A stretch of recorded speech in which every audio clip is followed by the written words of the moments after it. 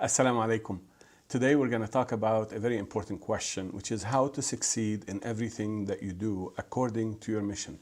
In a prior segment, we talked about having a mission statement that guides everything you do, including your job.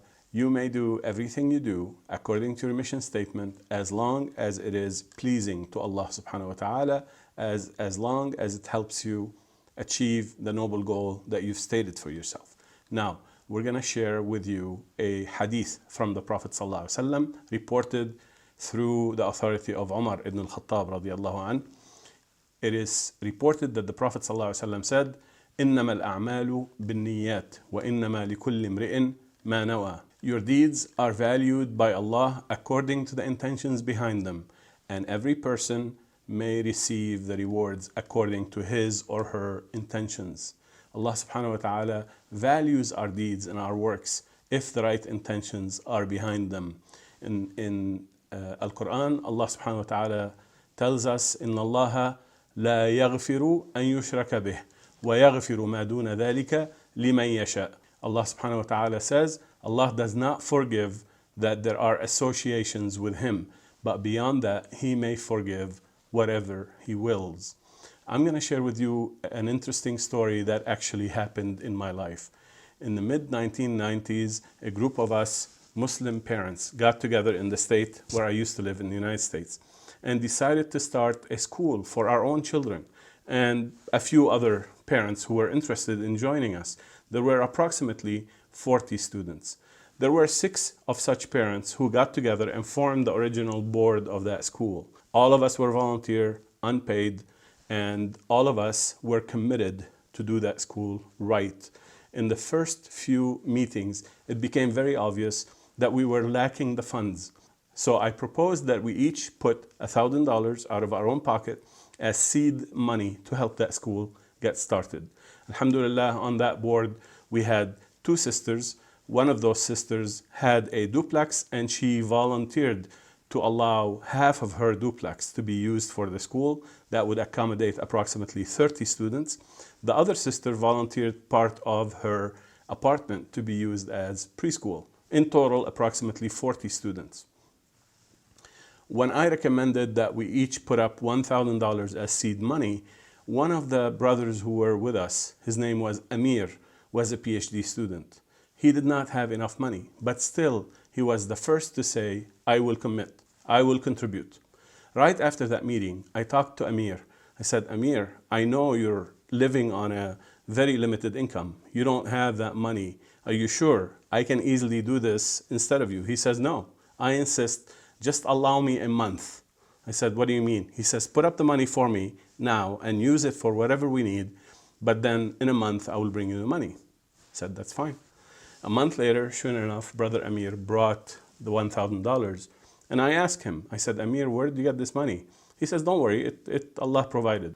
Later on, I found out that in order for Amir to come up with that money and to bring it and contribute and be part of this commitment, Amir took on a job working nighttime as a cashier in a very small grocery store in a poor neighborhood. In other words, in a neighborhood that was high risk, high crime, and he worked there for approximately a month, nighttime, in order to raise that $1,000. The sincerity of intentions of our deeds, of that group of people, of that group of volunteers who really, really wanted the school to succeed and had their intentions for the sake of Allah subhanahu wa ta'ala, has sustained the school. Many different groups of volunteers have taken over the school since that time. I'm happy to tell you, 25 years later, hundreds of students have graduated from that school, from high school, and many thousands have benefited from that school. Of course, many other people had the right intentions and had contributed to the success of that school. But the original sincerity of intention of the founding group of 6 people that I talked about had a lot to do with the success of this project. Alhamdulillah, Allah subhanahu wa ta'ala teaches us that your deeds are supported by Allah subhanahu wa ta'ala according to their intentions. Now, I want to make sure that you understand intentions are very important, but planning is also very important. Now, we're talking in this segment about the purity of intention and protecting your intention, for that intention to remain purely for the sake of Allah subhanahu wa ta'ala. Do not allow anyone to sway you away from the purity of your intention. Do not allow anyone to confuse your intention with other intentions. Let me share with you a little story that my father, may Allah have blessings and mercy on his soul, used to tell me when I was a kid. He told me this story and it goes as follows. There was a pious man who lived in the countryside in a house, and outside that house was a huge big tree. Under that tree, he used to like to pray, especially Fajr. Every morning, he would wake up for Fajr. He goes out to under that tree, he makes the adhan, and then he makes the Fajr prayer. Shaitan was very upset with that man, of course, not only because he was praying, but because he was insistent on doing that prayer out in the open and enjoying it. He came to the man and he showed up in the form of a man. So Shaitan showed up as a man to that pious man.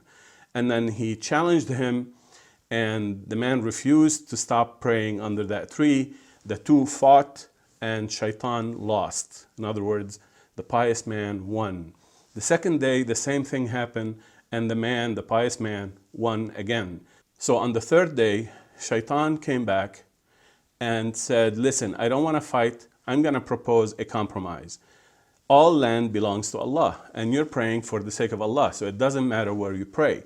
If you pray somewhere else, I will leave you a gold coin under your pillow every time you pray somewhere else instead of that tree. And you can use that gold coin for charity if you want, which means you get extra hasanat. And the man thought about it and he said, sure, why not? The day after, the man came out and did not pray under that tree. He prayed somewhere else. He went back to his house and sure enough found the gold coin under his pillow, as Shaitan had promised. The second day he came out and prayed away from that tree, and then he came back to his house expecting to find the gold coin, but this time he did not find the gold coin. The man was very upset, and then he was feeling cheated by Shaitan. The day after, he went back to praying under that tree. Shaitan showed up and they fought, and this time Shaitan fought against the man and won. So what happened? My father would explain to me that when your intention changes, it is no longer pure for the sake of Allah subhanahu wa ta'ala, you become easy to defeat. So I invite you not to allow anyone to defeat you by modifying your intentions, by twisting your intentions, by making you think that you're doing good things, good deeds, and therefore you deserve to be praised or you deserve to be paid for what you're doing. There's nothing wrong with getting paid to live and to survive, but don't make that your original intention. Make sure that your original intention is for the sake of Allah subhanahu wa ta'ala. So the purity of your intention is a little bit like aiming a laser pointer. If your laser pointer that shoots far away in the distance is slightly off to the right or slightly off to the left, after a long distance, it'll be far away from your original target. If your purity of intention is correct, you're pointing directly to the noble goal to which you set for yourself. And that's the importance of the purity of intention. And that's why Allah subhanahu wa ta'ala will help you achieve the right things through the purity of intention, and inshallah you'll get the reward for your intentions. Allah subhanahu wa ta'ala in the Quran teaches us about a term of a group of people who are protected from shaitan and therefore protected from other people who may play tricks with your intentions. That term is al-mukhlasun, or al-mukhlasin. Allah subhanahu wa ta'ala tells us that al-mukhlasin are protected in their intentions and in their deeds from the effect of shaitan. So therefore, I invite you to make this special dua with me. This is a dua based on the language of the Quran. Rabbi ja'alni min al-mukhlasin. Oh my Lord, make me among those who are protected. I invite you to protect your intentions in everything you do. This is the best way to implement your mission statement, and this is the best way to ensure that Allah subhanahu wa ta'ala accepts your deeds. Thank you for watching.